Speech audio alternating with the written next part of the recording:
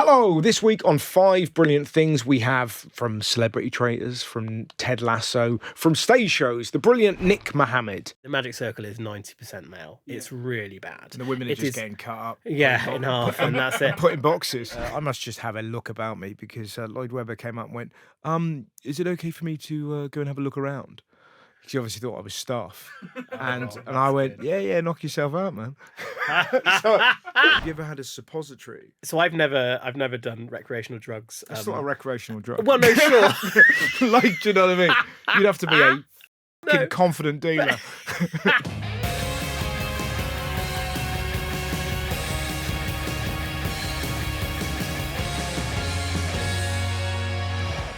So, we should have seen each other in Montreal in July. But we didn't. But we missed, yeah. We did. We were ships in the night. Mm. I enjoyed Montreal.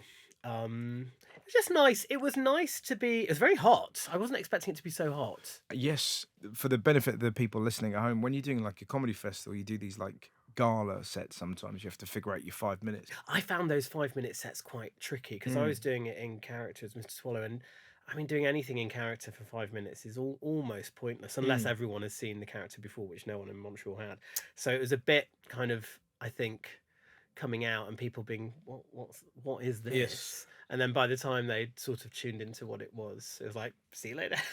And you were saying off it, you've got 3 kids. Yes. So that would have been, was that smack in the middle of the summer holidays? It was just before. So Finn and Arthur are at school. Annie's 2. She's at nursery. Annie just started nursery. But they were still on. They were still in term. It was perfect. So yeah, So it you was had about this the week before they broke up. So it was just, and it was that weird thing of, I don't know how you handle jet lag, but it's sort of pointless trying to get on, because I was only there for 5 days or something. It felt pointless trying to get on to Canadian time. So you stayed time. So I sort of UK. stayed on UK time. So you would have been getting up super early then? So I was getting up early, which is when I would then often chat to the kids, because then usually I'd be doing stuff either afternoon and evening, as in working, and then it'd be bedtime. But yeah, I liked it. It was nice. It was fun. Exciting. It was fun. What is your first brilliant thing, Nick? My first brilliant thing is actually tied to Mr. Swallow. It is Yorkshire. The county of Yorkshire. It's where I grew up. I grew up in Leeds, and I just feel I owe a lot to Leeds. I owe a lot to my school, Abbey Grange High School, of which the What a great name for a school. Abbey Grange, yeah. But Abbey Grange also sounds Grange. like a girl from Leeds. Do you know what I mean? Yeah, Abbey Grange. Abbey Grange. So the character Mr. Swallow, which I've obviously made a sort of, I guess, a career out of, is based on an impression of a teacher at that school. Oh, really? So I feel like I've kind of like lived with that for so long. And what was the let's not I've not say the name of the teacher. No. Has the teacher seen? No, she. Which is right. why it's quite camp, because it's just me being her. But I never really explicitly reference that too much, apart from in the most recent show I talk about the origins of the character a little bit. But she never saw it and has passed away. So Okay. So no, she never knew. She never Right. knew. But she was an incredible, I mean, formidable teacher, I should say, really. I don't Yes. know how good a teacher she was, but she had a formidable presence and attitude. And What did she teach? she taught English. Yeah. And she would use the English lessons as just effectively a platform for her to just sort of talk about whatever was on her mind. Yeah, we had a very similar English teacher as well. She was incredible. Just like sort of that Yeah. feat. It's really interesting, isn't it, when an adult just behaves like an adult in front of children, and you kind of get this sort of frisson of excitement of like, this is. I think this is right on the edge. She's yeah. off the cuff. Yeah. Like, do you know what I mean? And it's kind of. Completely. Yeah. She wandered in. This sounds like a bit, but it's not. But she wandered into a lesson. Was like, right, we're going to have a debate about capital punishment, and it's not on the syllabus. Obviously, it's not on the syllabus. Yeah. And she slammed down. Sort of, she printed out A3 printout. I won't even name the serial killer, but she printed out these pictures of a serial killer, put them down on our desk, and said, "I think she should have been put to death."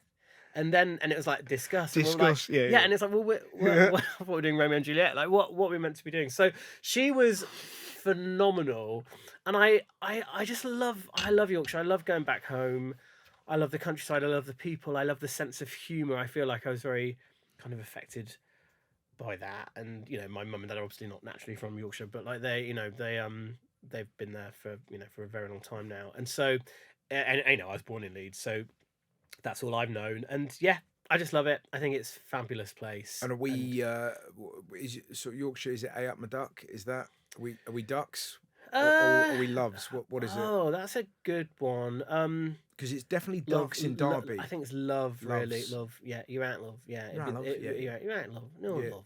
Yeah, duck. Yeah, duck. I mean, maybe duck back in the day. It feels like quite Coronation Street to say that. That's probably Yeah. more Lancashire, maybe. But like, I feel. I always loved that. Like it just, I always thought it was just such a beautifully peculiar thing just to call people ducks. Ducks. You're out Yeah, duck. where's that come from? Yeah, but it was very. There's something sweet. Hey up, duck. Hey up, duck. You know. Pets. Pets quite. Pets- Pets pets- quite northeast, isn't it? I Yeah, think, but that's what I mean. It's yeah, it's very sweet because in Bristol it's lover. Weren't we lover?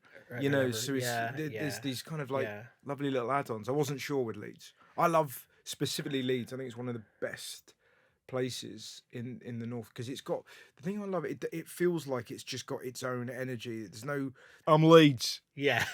Do you know what I mean? Yeah, you're here now. Anyone from Yorkshire is really proud and Yeah. really and yeah, very welcoming.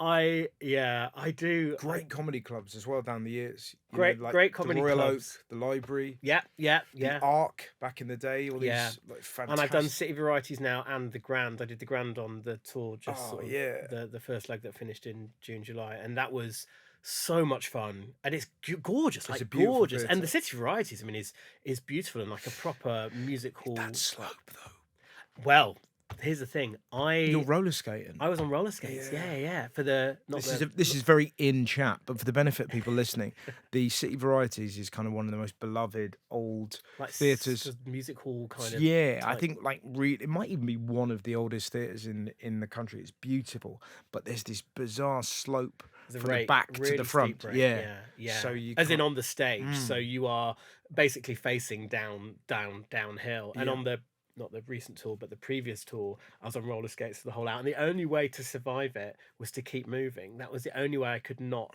because if I mean, you can sort of snowplow a little bit to sort of stop yourself, but it just becomes so hard on the thighs Yeah. that the only way I could really do it was just by going round and round in circles. I think people must have just sort of got motion sickness or something watching me, but Yeah, it you was. must have been burning so many calories. I think in I was that. sweating like an Yeah. absolute. There's a few theatres which have got steep breaks, but that in particular is, I think, notorious. And I think I remember. And were there even- any bits in the show where you had to be still for like comedic?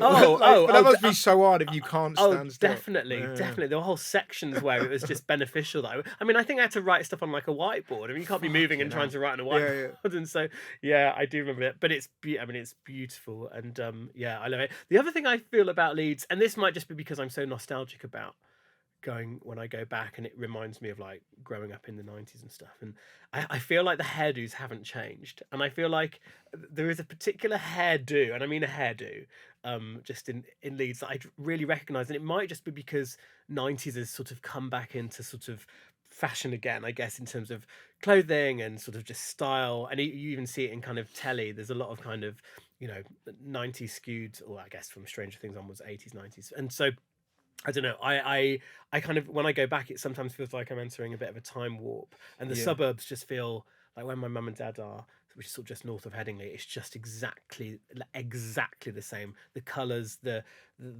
everything just looks the same. And Are you a Yorkshire tea man? I don't drink tea. Don't drink tea or coffee. Really? Yeah, which is weird. So it means that if I ever have caffeine, like if I ever have Coca-Cola, I just sort of go a bit not loopy, but it really works. It can keep me awake, and so if I need to, I'm like, yeah, I'll just have a Coca-Cola. But So what are your sort of stimulants of choice? What are we doing? cocaine, Yeah. ecstasy. No, Coca-Cola definitely works. Yeah. Squash. I like some squash. So but even with like 3 young kids, you haven't sort of felt the temptation to sort of To have a coffee. put some rocket fuel in you to get through the day. No, I haven't actually. I tell you what I have used, which I find incredible. Not that this is going to sound like an ad. But Mushrooms? no, magnesium butter. Have you ever? No, I've My not. wife What's got me that? it for Christmas. Sounds like something that It's C3PO has. It's just like a balm, like almost like a Vaseline thing that you put on the sole of your foot before bedtime, and it's got some magnesium in, and probably like lavender and stuff like that. Yeah. Oh my goodness me! You wake up feeling so sprightly. Wow. Yeah. And are you falling asleep from the foot up?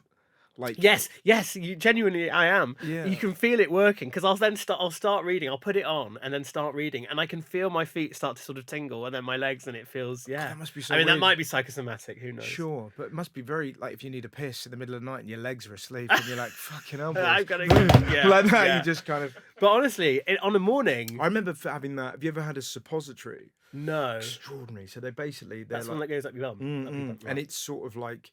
I had an anal fissure. Right. Great band. Yeah. But I had to kind of pop it up, and it was awful. It's like putting this kind of like Was it like a what candle? was it like a? It's like a candle bullet. Yes, that but you- what was it going to do? Was it like an antibiotic or a painkiller or something? It was a painkiller. Oh right, okay, yeah. But it's a similar thing that you'd sort of put up your ass, and then slowly your ass would just go off to sleep. It was extraordinary, lovely feeling.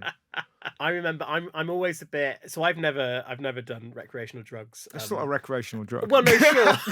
Like, do you know what I mean? You'd have to be a fucking confident dealer to kind of. But sort of maybe as a result, I'm always a bit like, even like when I've gone to the States and Edibles and all that. well, edibles, but also melatonin and just trying to beat jet lag and things like that. And I remember, I won't name the producer, but the first ever time I went to the States, went to LA, was for the Emmys, but I went and I was determined to sort of beat jet lag because I was only there for 3 days. Yeah. And I was like, okay, and so I got a really late flight to the States, and I stayed awake for the whole flight for 10 hours or whatever, 11 hours, and then arrived at sort of nighttime in LA, but bars weren't closed or anything. So my friend said, oh, I'll meet you in a bar. And then he gave me these, he said, oh, I know it looks dodgy. I know it looks, because it was like literally in like a little packet. It was like, but just take that and you'll have a great night's sleep. And then you wake up tomorrow. I think it was then the Emmys the next day. And I was sort of so nervous about what it was. I actually secretly flushed it down the loo and then thought, no, I've got this. Went to bed at like 11 p.m. local time, woke up 1 a.m. and then was awake for the rest of like the whole experience, which was probably worse. I wonder what it was. It might... Oh, I think it was just a sleeping. I think it was literally just a sleeping tablet or something like that. Yeah. Because I think they're just a lot more commonplace. But it is weird. Like, you can get like, I think 15 milligrams of melatonin, like, and you can just buy them off the shelf. Oh yeah, I think it's in the very US. easily available. Yeah, I remember there was a guy called Dr. Sugarman in LA. That sounds made up. Yeah, no, Dr. Sugarman, and he's known as the rock and roll doctor. Perfect. And my throat was really playing up when I was touring across America. This is years ago, and he gave me a shot of something. Yeah, and it I was I don't know what was in that shot, but I was up and ready to go. Yeah. But yeah, what a great name, the rock and roll doctor. Dr. Sugarman. I hear there's an equivalent. There's someone in the West End, when West End Theatre. Oh yeah, I've been musical to him as theatre well. people, Yeah, and I think he's very. I don't know his name, but I think No, I don't, but he's very great. well known. Who's got some concoction that it's. I mean, I don't think it's good for the long term, but if you want a bit of a short term fix, I think it definitely definitely works. I remember I had to when I did a Christmas Carol-ish in the West End last year. And that was the first sort of thing I'd done where I had to sort of properly sing in like a West End thing, and I'm not a singer, as in I like to sing, and I guess I can sing, but I'm not a singer by any stretch of the imagination. And I wasn't understudied, but I remember we were entering into like the final week of shows, and I could just feel my voice, and I was like, this is gonna be tricky, and so I had to go to and because it was over Christmas as well, I think I had to go to a private doctor because nowhere else was open. And he was great, because he was like, I need to check that you're not being forced to take this, that there's not a producer saying you've got to do this. So actually, I was like, so I think it probably is also a thing that people are like encouraged to take it to get through shows or get through Tech Week or get through things like that, because it would scupper everything else. Whereas actually, there was a degree of care. None of that at Sugarman's. No, Sugarman was have what you like. There was no checking. Absolutely. He was like, I'll see you next week, kid. Yeah, Sugarman's built a $1 billion industry out of it, I'm sure. What is your next brilliant thing? My next brilliant thing is the film score composer, John Williams. Yes. I mean, everyone will know John Williams. He of Star Wars, he of everything, really. Star Wars, Jaws, E.T., Indiana Jones, Harry Potter, all those big symphonic film scores are inevitably, John Williams will be in one of your favourites. And he is, I think there's some crazy statistic that I think, basically nearly everyone in the world, well, maybe not everyone in the world, but so many people know his themes and his. Oh yeah, you're right though. When you put it like that, the percentage of people that know one of his tunes. Yeah, must be, sort of, even if they don't think that they do, they probably do, because it's just sort of just been like, playing, and Jaws, Star Wars Yeah, alone. It's kind of exactly. Harry Potter, like you say. That's His- you're covering so many there's parts there's of the world. so much, and he's still writing. I mean, he's 93 now, I think, and he Hmm. just wrote his first piano concerto, which is, I have not heard it, but he did. It was premiered like a couple of months ago. How does he? Do you know how he kind of writes? Does he? He writes at the piano. He writes pencil on paper at the piano. He's really old school in that regard. But does he watch the film, or is he told what the film is about? How? That's a good question. I should know the answer to this because I've read a lot about him. I think it to a degree varies. I think often he is shown a cut of it and then writes. But I think with any film score composer, they would have had lots of chats with the director and read the script and sort of start to sort of generate sort of themes, which might kind of summarize the overall idea. But then in terms of stuff that's then sync with the moving picture, then that is sort of done post edit or post visuals, because they kind of have something to go on. And there's incredible sequences that you can check on YouTube at the same time as watching that Nicolas Cage clip of him kind of conducting like the London Symphony Orchestra, and you can see the footage. And I think there's a really famous thing that he couldn't quite get the syncopation right with the bicycle chase at the end of E.T. He couldn't quite get it to all line up, and it's sort of so complicated. It's this massive sort of 12-minute piece of music that has to be in sync with the film. And apparently Spielberg just said, forget about what you're seeing up there, play your piece and I'll recut the film to your music, because this score was just so phenomenal. But the other thing I feel about John Williams, and there's an incredible documentary, I think on Disney Plus, which came out a few months ago, maybe in celebration maybe it wasn't in celebration of his 90th birthday, but either way, it's great, and it's a brilliant. You just realize that his decade, like his career spans like 4 decades or something. I mean, he literally started writing in the 70s or something, and so it's just extraordinary. And he's so humble, and his sort of humility when he talks about music. He's such a fan of like European music. So when you sort of see him being interviewed, particularly by British people or European people, he's like, oh, well, your music is like 400, 500 years old. Our music is still, 100 years old. He's so, I mean, he's just gorgeous. And I mean, I think I've listened to John Williams every day since I was 10. Like I just devoured it, and I had like, but it's also tapes of like Jurassic Park theme and But it's Star such a Wars skill. It's such a skill to without diminishing what you put out, to make 6-year-olds and 90-year-olds go, yeah, completely. It's so rare, isn't it? And music really is there's very few things that can do it, but music does it like nothing else. But music can go straight to the soul, can't it? Irrespective of what type of music it is. Exactly. You could be into death metal, or you could be into folk music. Yeah. But when you hear you hear that kind of the beginning of Star Wars, it does something to you. Yeah, completely. Amazing. It's so... And when you watch Star Wars with no music on, Yeah. you realise how important the music is, just to keep you soaring. Yeah, and the famous example is Jaws. Like Jaws, the threat is just not there without the music, and it's just, oh my goodness, I just adore him, and yeah. In fact, sharks must be the only creatures in the world that hate him.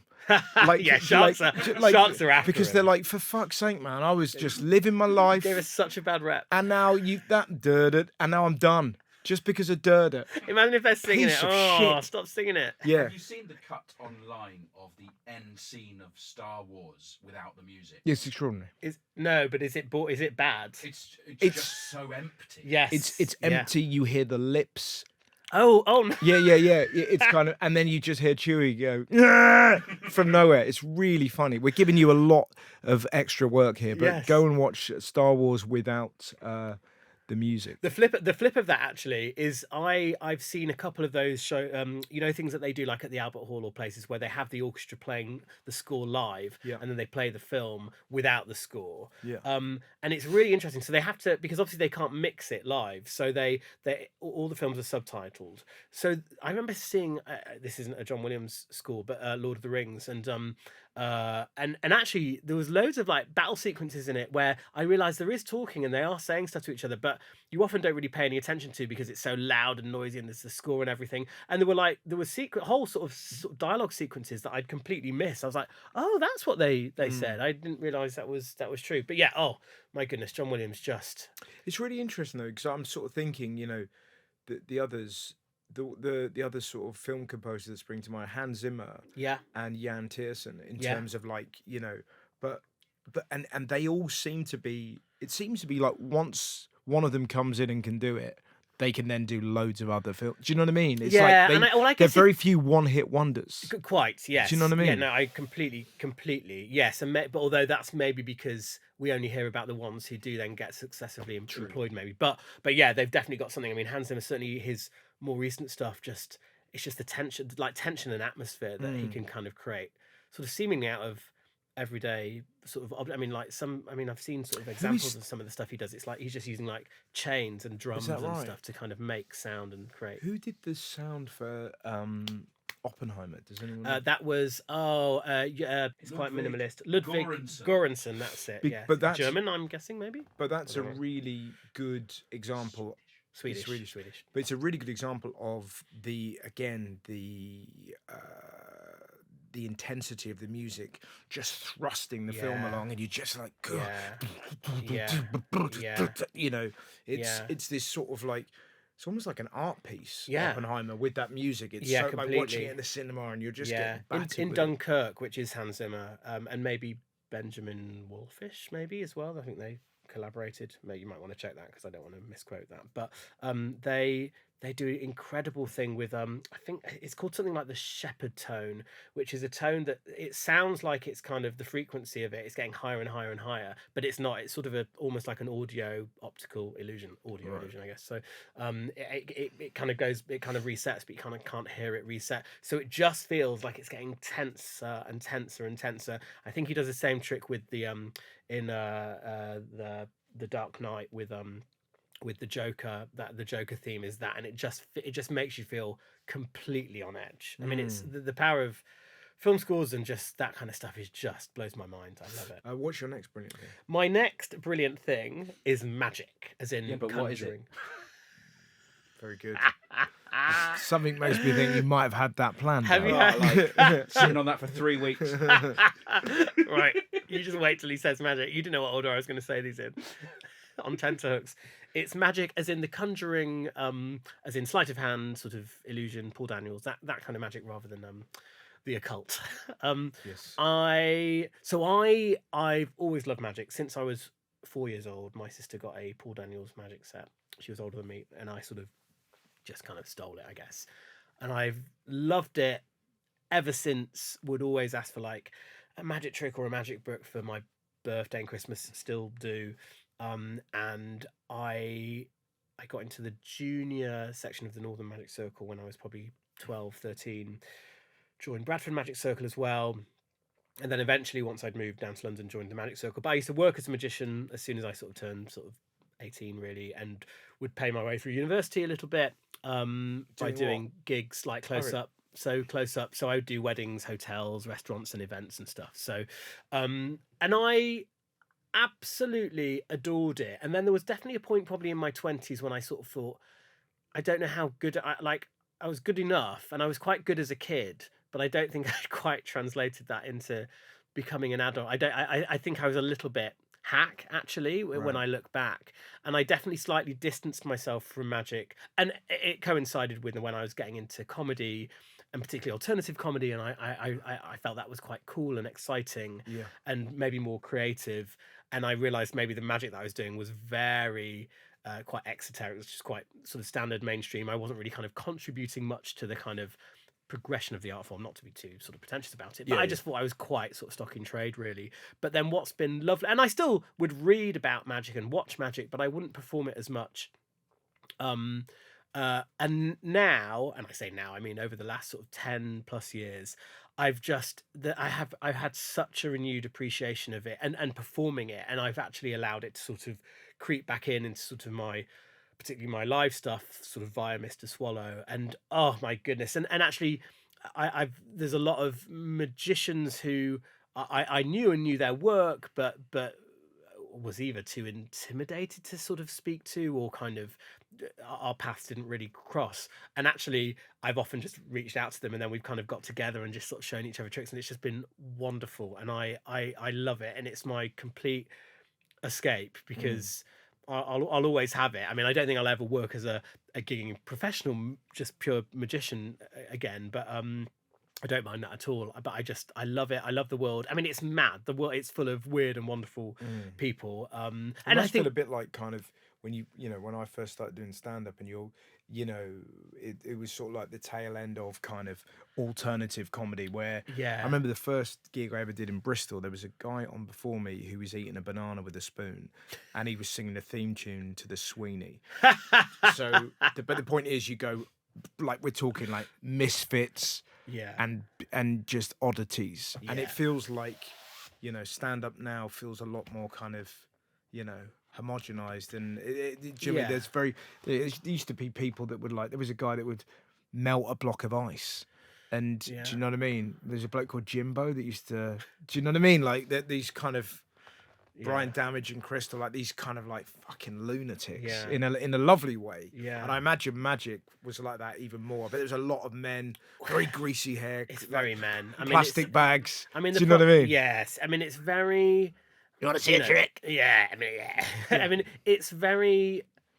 Be careful what I say. I mean, look, there's no joking around. It is very, like, what, 90% male. It's really bad. Like, the Magic Circle is 90% male. Yeah. It's really bad. And the women are just getting cut up. Yeah, in half, and that's it. Put in boxes. It's madness, but it's madness. The idea that, an institution that's as old as it is has not, it's the last to move on, from its, it is so, to a degree, stuck in its ways, and sort of part of me is, that's what I like about it. I mean, it has just got this really rich and incredible history, but my goodness, does it have a problem in terms of lack of representation? What is the concept of it like? So, because it's one of those things we hear. So when you join the Magic Circle, what does that mean? That means you get to, like, hang out in a building? It means access. I mean, look, it's just a club. I mean, you just pay to join, and you have to you have to pass what's called an exam, which and that can take different forms, but usually it requires an element of performance, and you sort of do a 10-12 minute set of like a routine, sort of 3 or 4 tricks in front of magicians, and they judge whether you're good enough to be in. But you always are good enough to be let in. I mean, it's a question on that. Yes. The Magic Circle's probably most famous member is the King. Yeah, King Charles. No way. Yes, did he have to do a 12-minute routine? I think he did. Yeah, I think so. I mean, there's a picture of him doing cups and balls, definitely.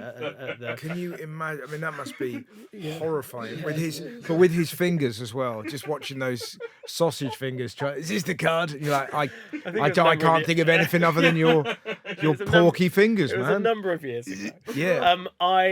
But it's so you do an exam, and then you kind of get let in. But there are different. I mean, it's all a bit pretentious, but there are different sort of hierarchies within. There's like member of the Inner Magic Circle, an associate of the Inner Magic Circle. There's different stars after those things as well. Which, like, if you've got a silver star, it means you're a performer.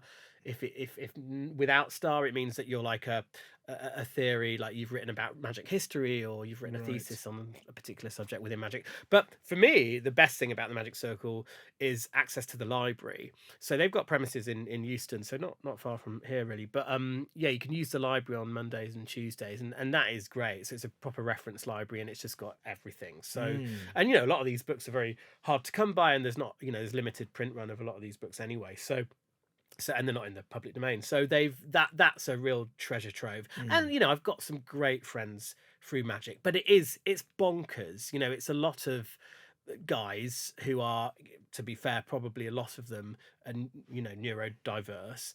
Nothing wrong with that, but if you get a lot of them sort of together, they do end up sort of reinforcing their own sort of set of beliefs and values.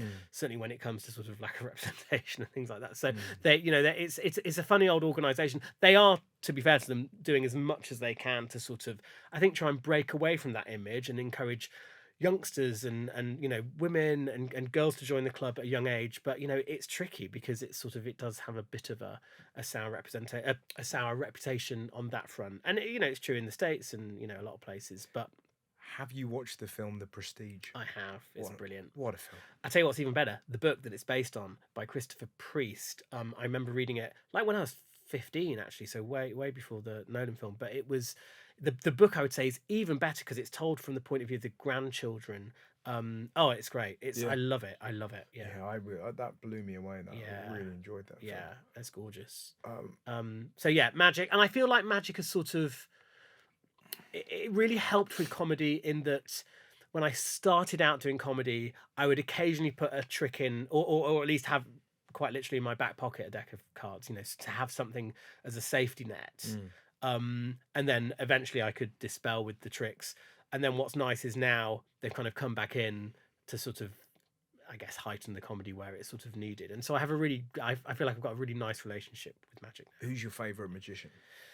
Well, I would say, like, living magician, I think Darren has got to be up there because he is just.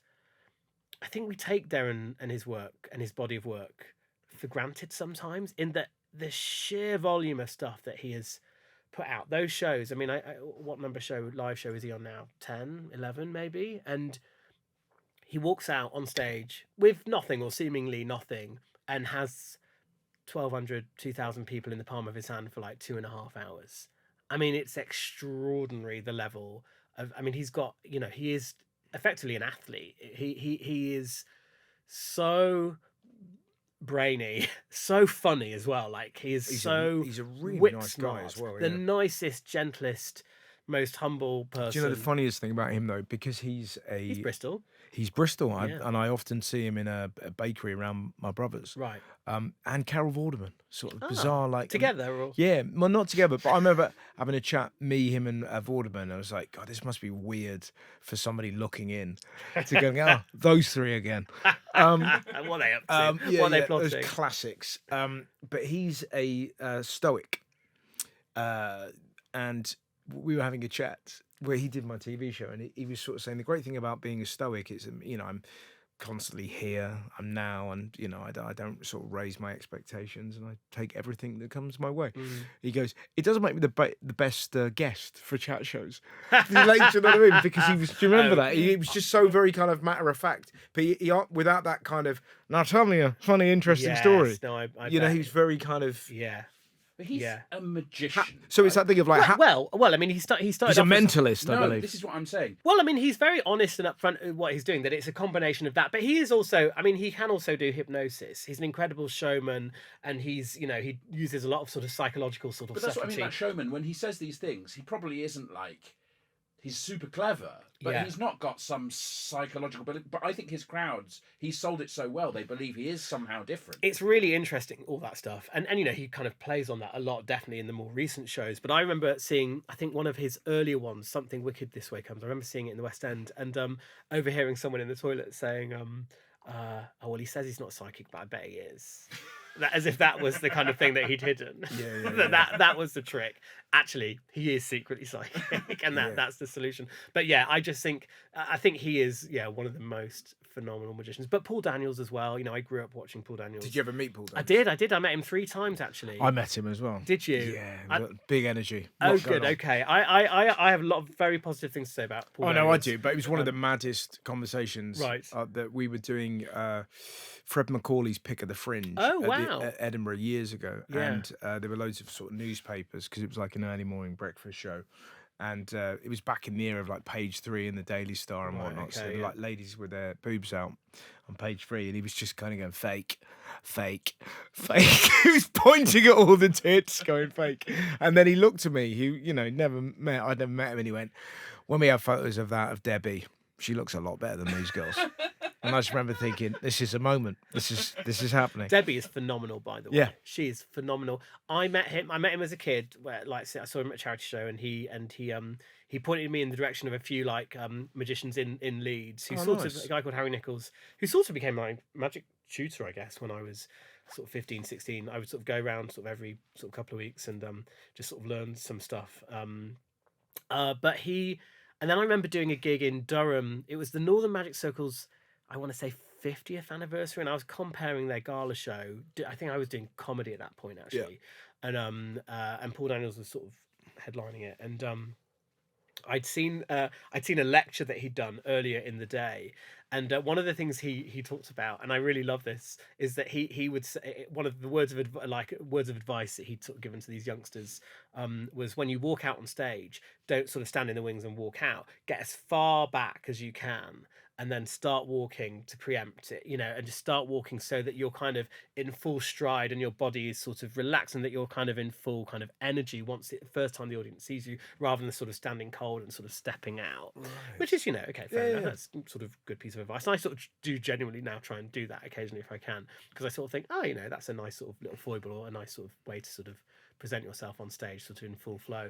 And then risky if the announcer's got a stutter. Yeah. Or you sort of like flat against the wall, trying to get as far back as possible. But then when I was comparing this gala that he was headlining, and I was about to introduce him, and I just looked off into the wings, and he was just sort of right in the wings, ready to sort of step out. And then I saw him clock that I had seen him and that he knew that I was at the lecture before, because we'd been talking about it. And he suddenly he sort of like ran back, that's so funny. and then kind of came out full stride, which really made me laugh. But he was I adore him, and those TV shows, and again, we take that stuff for granted. He was like pulling like 14 million viewers sort of in his prime. And, his TV shows went from the 80s through to the 90s, late 90s really. And the sheer variety of magicians he kind of got onto his shows, all the international acts, stuff that I would never have seen. And so I just think he was one of the greatest. What was that like when you first met him? You must have just I was terrified. I've got the picture actually. I was just terrified, and I'm dressed. I mean, I don't know why I chose to wear what I wore, but I sort of decided to sort of dress as a magician. I was 14, 15. Right. Yeah, of course, that makes sense. And I was in like a waistcoat and a bow tie, even though I was just sat in the audience. I'd sort of dressed as a magician, but everything was slightly oversized. Yes. And because I'm still short now, but I was even shorter then. And so, he was really sweet though. He was really nice. Next brilliant thing. Next brilliant thing is Torvill and Dean. Okay. I know very little. You're going to have to. So Torvill and Dean, through. the ice dancers, Torvill and Dean. I'm familiar with that. Yes. So they're from Nottingham. Didn't know that. And to put it into context, they have just done their farewell tour, which I think ran over sort of late spring this year. Mm-hmm. And I actually watched their final ever performance of Bolero. So Bolero is the sort of famous dance that they did to the Ravel's Bolero, which I think was in 1984 at the Sarajevo Winter Olympics, where they won, but they won with the kind of the highest scores that you could ever got. They got sort of sixes across the board, and it sort of, I think, had probably never been done, and probably never been done since, I think. Yeah, well, it's really interesting. Well, like when I say, I don't know a lot about them, the very fact that I do know, figure skaters, like that Torvill and Dean from 1984, they're still known.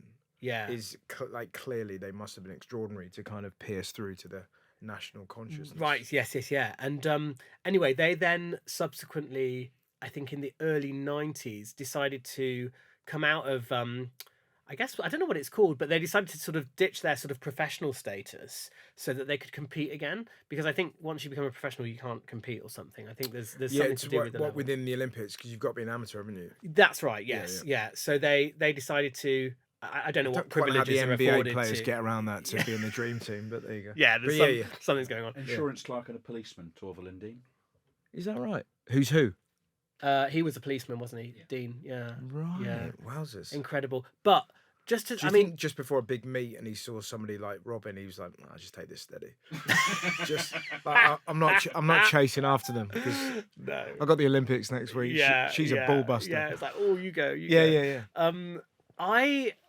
And again, if people were just like encouraged us to watch some of the dances that they competed with, they are just the most intricate, beautiful. I can't dance at all, and I can't ice skate. I mean, I can roller skate a bit, but I can't. And I can ice skate, but I can't ice dance.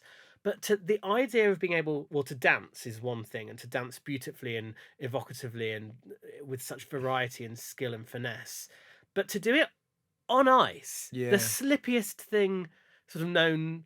Slipperiest, is that how you say it? Or slippiest? Slipperiest. Yeah, slipperiest. It's like, let's take the slipperiest thing. Let's make this like infinitely more difficult. Sure, yeah. But oh my goodness me, I just sort of became obsessed with it, and I don't quite know why it's on the list. As in, I don't know why I'm so fascinated and obsessed with it, because I think it's just something like, I think it's something because the sheer dedication to get that good at something so difficult. And so when you put it like that, it's so insane to kind of somebody somewhere looked at a river Yeah, that had frozen over. And Yeah. was like, do you reckon you could dance on that? yeah. Okay, I know, I'll be a let's- judge. Yeah, yes, Like, yeah, quite. do you know Yeah. what I mean? Now Like, let's get a bunch of people who think they're really good at it and Yeah. see how good they really. I mean, Yeah. it just seems incredible. madness. But oh my goodness, Penguins must be furious because it's one of the extraordinary thing about a penguin. Penguins live on ice and frequently slip. fall over all the You know, time. they can't dance. They can't do any of that. They can't pirouette. They Apart can, from Happy Feet. well, Happy Feet's the only one, exactly. Yeah. But and these fuckers are He's sorry, old not now. fuckers, but Torvill and Dean are pirouetting and spinning and dancing and moving. They're just. There's just a certain degree of class, and again, I think a degree of. Were they ever a couple? Was Was there a kind of a bit of like a Maxwell House? Will they? Won't they? Feels like that there was, but I don't think they, and maybe they dated early, but no, they very much have sort of separate partners. But there was something about the difference with them on the ice and off the ice, particularly when you watch earlier videos of them from like the 80s. And I guess it's true of a lot of sports people that they're not very they're really quite camera shy actually, and not sort of savvy in terms of that sort of, maybe nowadays with social media and stuff people are, but they're sort of so humble, so normal, and if anything quite like, you cannot imagine that these two people would be comfortable going out and, you know, surrounded by people and sort of showing off effectively. And then as soon as they get on the ice, they're like just they're transformed into these different people. And How did they get together? I think that they were put together probably. Yeah, and it was I- just I- like I they were don't quite know training how- at the same place. I think so. Yeah, I think they were at Nottingham, and I think Christopher Dean had an original dancing partner, and then either they moved on or she found somebody else, and then they were kind of put together, and then the rest is sort of history. But I encourage people to just go back and watch some of the original dances that they did to like Barnum, Mac and Mabel, Bolero, and then so this is the other thing. So then they ditched their professional status, like I said, and they came back, and this was like in the early 90s, and so I was sort of just starting high school, I guess, and I became really obsessed with it. And then I got to see them live. I saw them at Sheffield Arena. So they did the Winter Olympics again. And I think they actually were placed second. Some people were, I think, a little bit sort of lofty about them kind of coming back. But they were still so crowd pleasing. And they did. Have you ever familiar with them doing the little trick where they kind of go da, da, da, da, da, da, the music kind of goes da, da, da, da. It's like this staccato thing, and they did it in Mac and Mabel where they were pretending to be like a train track, and they move their feet completely in time like a train track, but it's really fast and it slows down. And it is like, I think, notoriously one of the most difficult things to do. And they recreated it when they kind of came back, and did they? So they did lots of some of their sort of, I guess, sort of signature moves, and it's like yeah. But they were just phenomenal. And did they change it? Was it like the and now the replacement bus service? Or did they just the slower stay? sort of ploddier Yeah, version. I loved it. And then I got to I remember sort of queuing up to sort of meet them, and but yeah, I just think What were you they're wearing? phenomenal. Bow tie again? No, I was probably, I was probably wearing something equally bad. Yeah, but imagine that. Just wearing my skates. Ice skates. Yeah, exactly. I was wearing a tutu in my skates. But Most extraordinary Torvill and Dean fact, that Bolero performance, 1984, was Yes. in Sarajevo. Just at the side of the ring was their choreographer for that, he's Phil. Frank Spencer.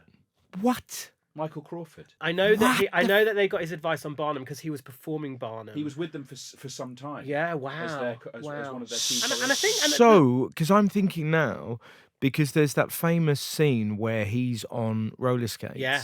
So he was doing all of that. so he did some of their choreography. Presumably, Wow. like as in, if he was that good, that must have just That roller skates thing was his first pitch to them for what they should do to win Olympic gold. right. Go under a lorry. Yeah.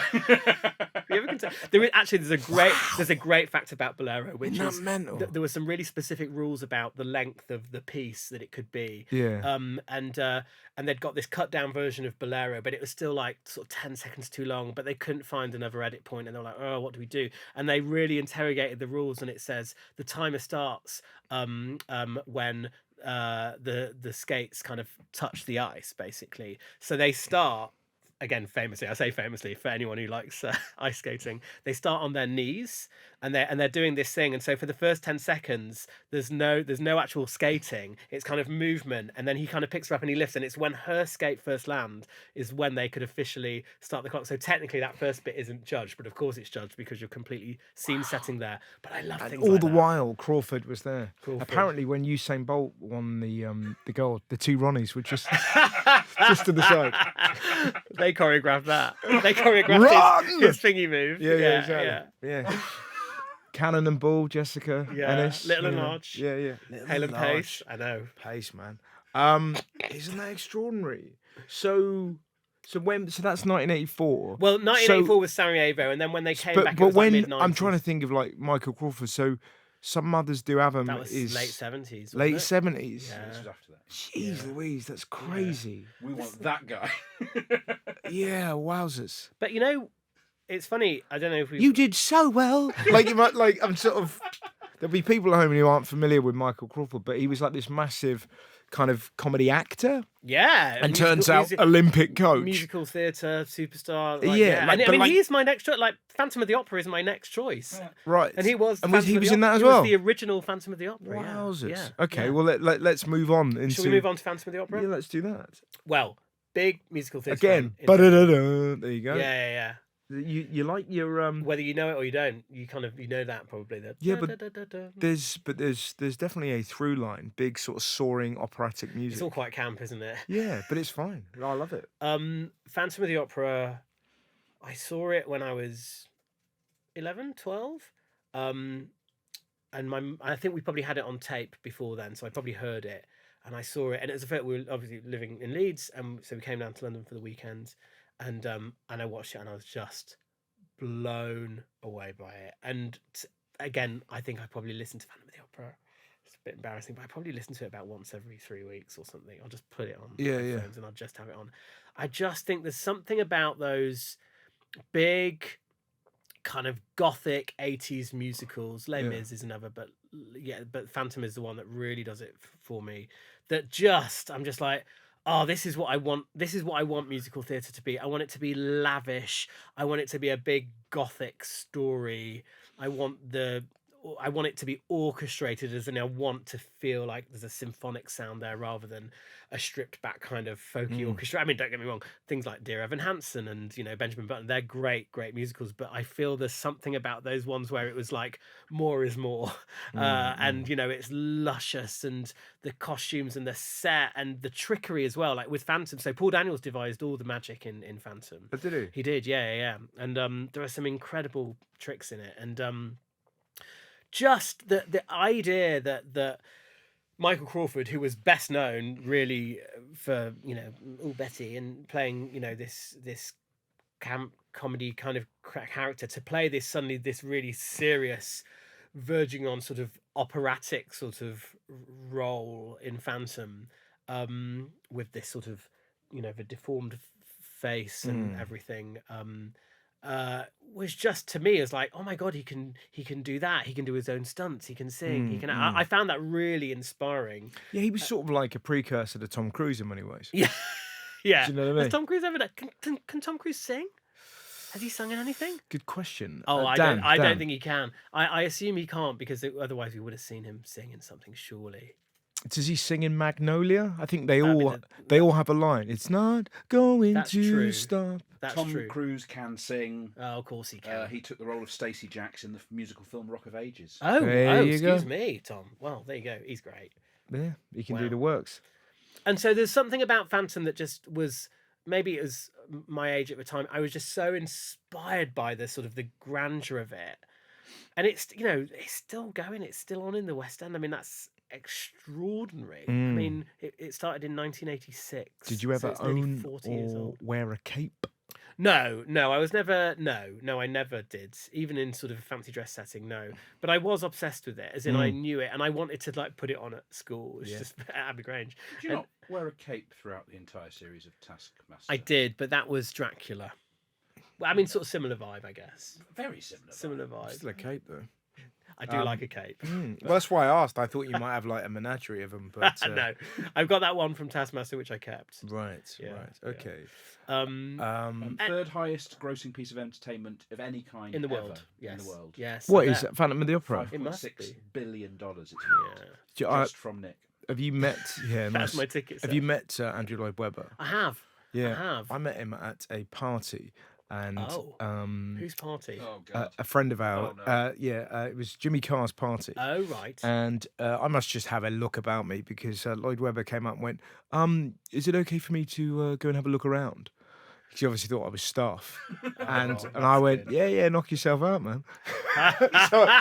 Around Jimmy's So, house. and Jimmy's like, you all right? Have you smoked? I said, yeah, I think Andrew Lloyd Webber's upstairs in your bedroom. Poking He's like, around. what the fuck's he doing up there? I said he could go and have a look. Funny. So yeah, that was my, and he did. He went and had a little look about. I used to do when I was sort of really like starting out, to be honest, sort of like this is sort of mid 2000s. By the way, Russell, I should say the first time I ever saw you, I think was, I want to say 2005 in the Below. Yeah. Yeah, Skylarking, that was. absolutely brilliant. Yes, it was Skylarking. It was brilliant. Loved Yeah, it. it's really weird. I was still a student, but I was, I was loved Well, it. yeah, it's funny. Like I had that weird moment that Nish Kumar came up to me recently and he quoted a bit from, like and you sort of forget it would have been that similar thing in the way that when I watched Rob Rouse. So it and you go, oh, that bit when you're on about your flatmate. Yeah. And then Rob is like, what? And you're like, I saw that show 3 times that year. Yeah. You know what I mean? love that room as well. Yeah, That's it's Like great. 80-seater, like, baked and like, I loved It's it. a great room, but my God, it's, I had probably 4 of the worst nights. You know what I mean? Like those nights. Oh, yeah. Oh, I played just that. 80, like it could cook. And then you have those nights. John Oliver's got the best stories. That room took his soul. Because he was doing, I think he had one show where he had so many walkouts and then just one guy left.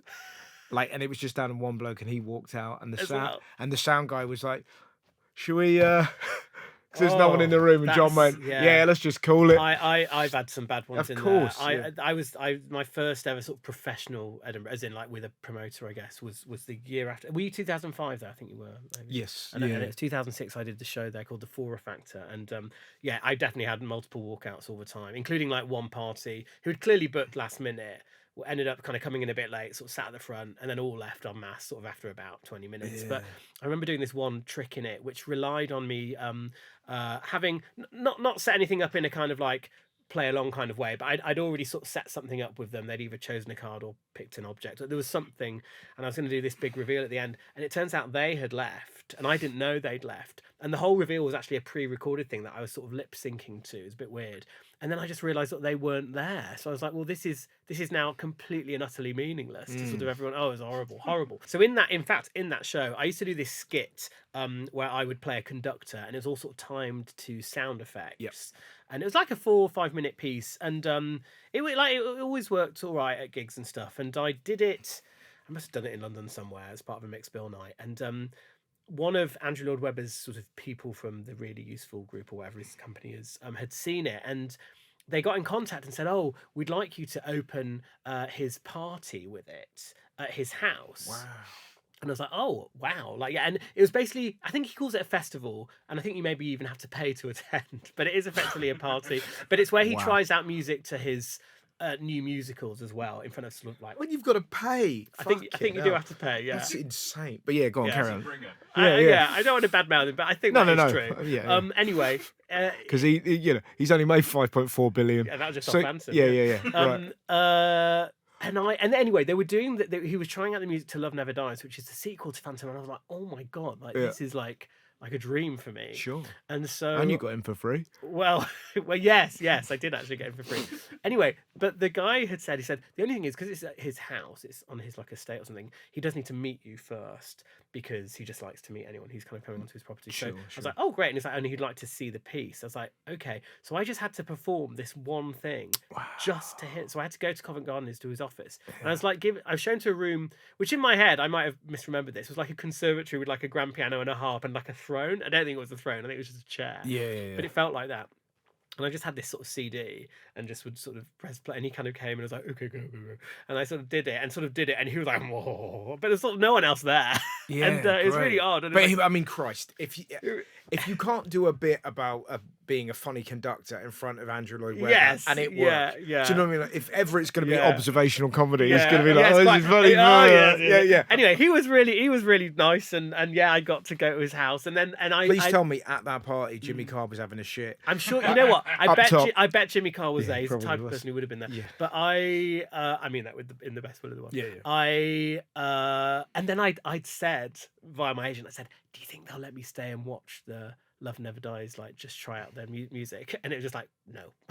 So I didn't really? get to, Oh, didn't get man. to stay, Yeah, which that's was a a shame. But I could hear them rehearsing bits when I was there, but like Very I didn't cool, get to though. see it. But yeah. Very cool. But yeah, How do you feel about the 2004 Gerard Butler? Oh, film? no, thanks. What's No, thanks. was He the- played Phantom. He played Phantom. Oh, did he? Yeah. and Gerard Butler is that kind of like 300 guy, isn't he? Yeah. The, He's you a- know, Yeah. He's a big old action film actor. yeah, it's like Scottish sort of actor, Jason isn't he? Yeah. Jason Statham type vibe, isn't Yeah. it? Why did they pick him? It's the same as Russell Crowe playing Javert in the Les Mis film. Didn't quite work for me. I mean, again, he's brilliant, but like I didn't quite. Is there get the speaking choice. in Phantom? Yes. So Yeah, it's so not it's all- not through sung. No, it's not like Les Mis, but it's but yeah, I mean, it's sort of banger after banger. Like, Is the it the one tunes are where the great. chandelier? drops Exactly, at the yeah. end? And I think I saw it. So I think now it's quite. I mean, look, it's still spectacular. Of course, it is because it's still running. But I think nowadays the chandelier can't fall nearly as fast as it used to in terms of health and safety and new things. But I mean, when I saw it, it is like like it kind of really comes at you. So now and- it's just like gently. Oh, right. So it's like that bit in Austin Powers. Watch out. yeah, it is. But also there are little Da, things. da, da, da. there are little things like- It's all a bit slow. Imagine that. But also, which I personally think is a shame, but I get it from a business point of view, I guess. But so the orchestra is like half the size that it originally was because they can synthesize a lot now with technology, and tourists don't necessarily hear the difference. And there are little things like there was an amazing bit towards the end of the first half. There's a gorgeous song called "All I Ask of You," which is a love song, and it's sort of set on a rooftop, and there's sort of like this hanging statue that comes down and everything. And this whole sequence plays out over like 15 minutes, and then they kind of depart, and then this sort of angel sort of statue that has been suspended in the air for like 20 minutes, the Phantom appears out of it, and you realize, oh well, he must have been there the whole time, which is sort of great. And then he kind of goes straight up to the top of the roof of the theatre, and that's sort of effectively where he kind of cuts the chandelier, and the chandelier falls down at the end of the first half. But now because that would require like a rigger and someone up there and someone down there, it's just too expensive, so they've cut that. And I'm like, so he sort of just now appears on a bit on the stage, and I'm like, oh, it's not as good. Not as Yeah. good. You'll It's always- weird going to see it now because I'm sort of probably older than everyone in it. Yeah. That's weird. When you see something as a kid, you don't when you sort of see things, you're like, oh wow, yeah, they're all adults. And now even I look through the pictures of the original, and I'm like, I'm older than Crawford was then. Yeah, man. It's mad to think that. Extraordinary. Yeah. I really enjoyed that. It's really nice to hear about things I have no idea about. What do you usually get? You get Lots of Japanese toilets. okay. Lots, dogs. cats, dogs. Was I meant to talk about my family? I just realised I didn't talk about my kids. No, you can choose that they're not part of your 5 favourite things. That's fine. They are, but I It's thought it would have been implicit. boring. It's sort of implicit, Fine. exactly. And but no, it was an absolute. It was a power romp. I really enjoyed that, ladies and gentlemen. The wonderful Nick Mohammed. Thank you for having me, Russell.